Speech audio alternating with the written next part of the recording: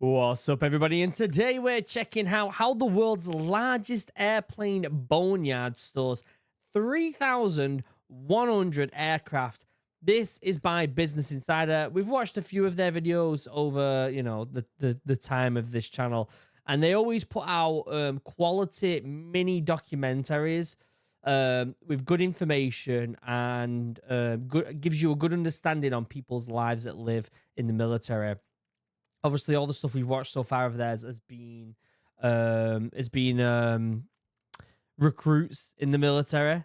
But this is a bit different. This is a boneyard where all the old aircraft go and sit and stay. So it's a bizarre video. As always, there'll be a link in the description if you want to check out the original video about me waffling over the top of it. You don't need to have me waffling over the top of it if you don't want. So head over to the description and you can check that out if you want. Other than that, don't forget to like, comment, subscribe. Helps with that mysterious YouTube algorithm. And let's watch this and let's have a cheeky peek. The 309th Holy. AMAR stores the world's largest collection of military aircraft here in the Arizona desert. I like to call this the ugliest plane out here, the YC-14. I've been in the Arizona desert. I've been there. I was there at the bus. I parked there for about 3 months. It was an aircraft that never went into production. 800 mechanics work nonstop, reclaiming critical parts and regenerating aircraft so they can go back into service. I can't just pull over an airplane like you can a car, and we have to make sure that these aircraft are safe to fly. Our goal is not to be like a cemetery for the aircraft. That's You know what? I bet if you're an engineer, I bet that's a sick job. I bet that's such a good job to have. You're just tinkering on planes constantly. Ooh.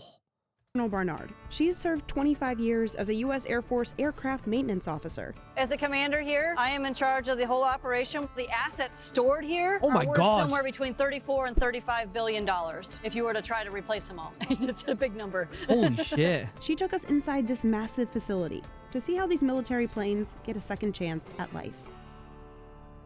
Holy. Bet there's some history there, isn't AMAR there? got its start back in 1946. After World War II, the Army needed a place to store old planes. They chose Davis-Monthan Air Force Base, here in Tucson, with nearly 2,000 football fields. I've been to Tucson. I like Tucson. I thought Tucson was a great place. I really enjoyed that place. I'd love to go back there. It was one of my favorite places in Arizona. One of my favorite places in the US, actually. I really enjoyed Tucson. Worth of open desert. There Really was enjoyed plenty it. of space. We're known worldwide as the Boneyard. Our guys take pride in being Boneyard wranglers. Arizona has the perfect weather for storing these assets. It's hot, there's little rainfall, no humidity, and the soil, It's as hard as concrete. so planes won't sink. The dryness as well as the lack of acidity in the soil prevent corrosion on the assets. Aircraft come here from the Department of Surely the sun, though, would bleach the aircraft, right?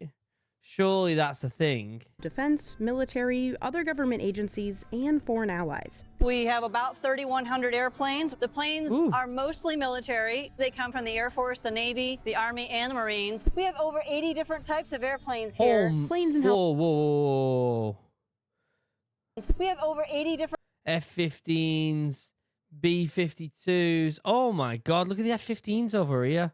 How many is there? 1, 2, 3, 4, 5, 6, 7, 8, 9, 10, 11, 12, 13, 14, 15, 16, 17, 18, 19, 20, 21 F-15s sat right there. That's mental, isn't it?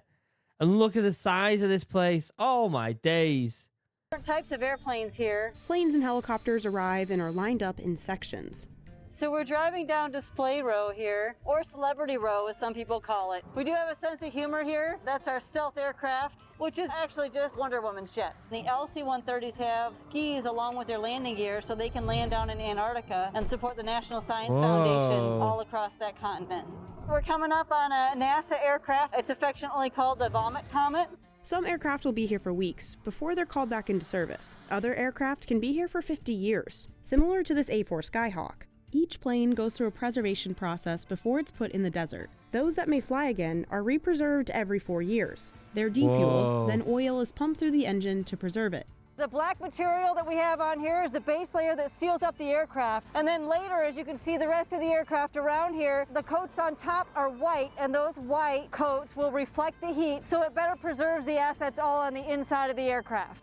That makes sense. The heat out there is pretty pretty rough. So it makes sense that that's something that they got to take care of. like the inside of the C-5A Galaxy.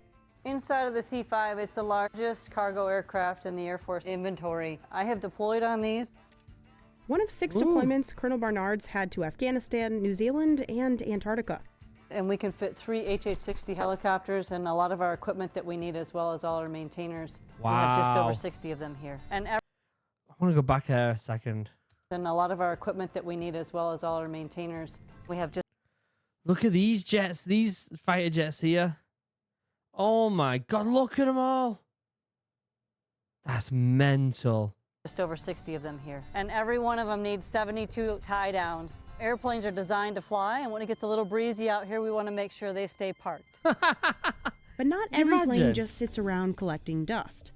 U.S. military units around the world can request specific parts off these planes. An aircraft has so many Whoa. thousands of parts. Just like a reservoir keeps things in case you need them, and then we release what's out of the reservoir as needed. And some of the Wow. parts the military can only find here at AMARG. We are that assurance that there's a part available when the supply system main sources don't get it.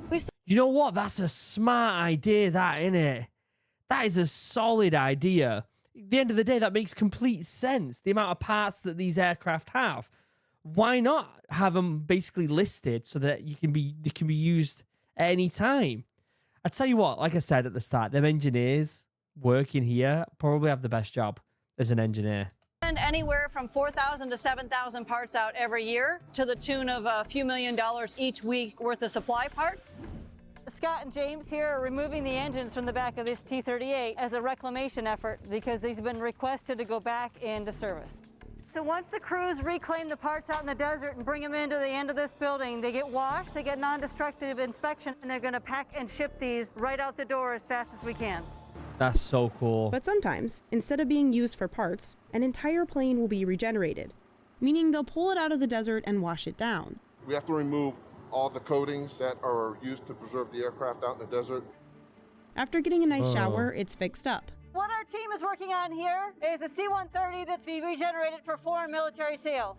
In this hangar, the current project that we're working on is F-16s and post-black repair. It's a package of structural improvements on the aircraft to extend their flyable life. Whoa. The unit also handles air She also mentioned then international sales. So they're selling some of these. And why not? They're sitting there. So they just restore them and like put them up for sale. Send them to the UK or France or whoever wants to buy them. That's crazy. aircraft modifications. These aircraft come from U.S. units that are active right now, and then they get some work done on them, and they go back out to that same unit. Oh, We're okay. able to upgrade those and modify them to keep them up with the current standards in the active fleet. Complicated individual pieces are sent to separate back shops for repair and overhaul. Here in the wing shop, We have all the center portions of the A-10 wings being rebuilt here, and the outer portions being rebuilt there. There's actually hundreds of pieces inside of an aircraft wing. The complexity and the level of structure, it's really eye-opening for many folks. I wonder how much them engineers get paid. Surely they're on a good wage. Surely that's because are they contractors or are they part of the military or is it a private company? Obviously, she's in the military and she's obviously overseeing all this, but it doesn't mean that some of these lads aren't in the military. I wonder how much they get paid.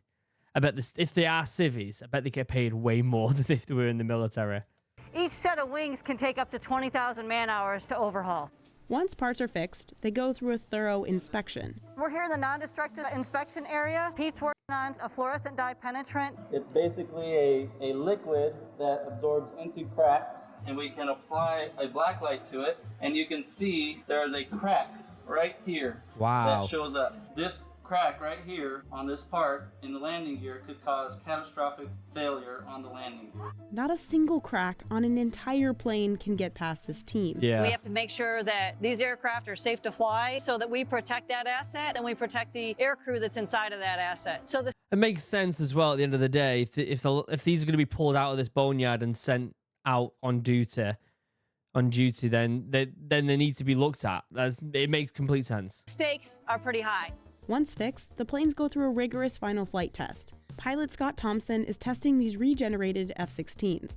I will take them out to the airspace just south of here, close enough to where if I do have a problem, I can get back onto the ground immediately and pretty much put them through the ringer. We test flight controls and the handling and the engine performance and all the systems on the plane pretty extensively at all. That's a relatively dangerous job, that. If they miss something.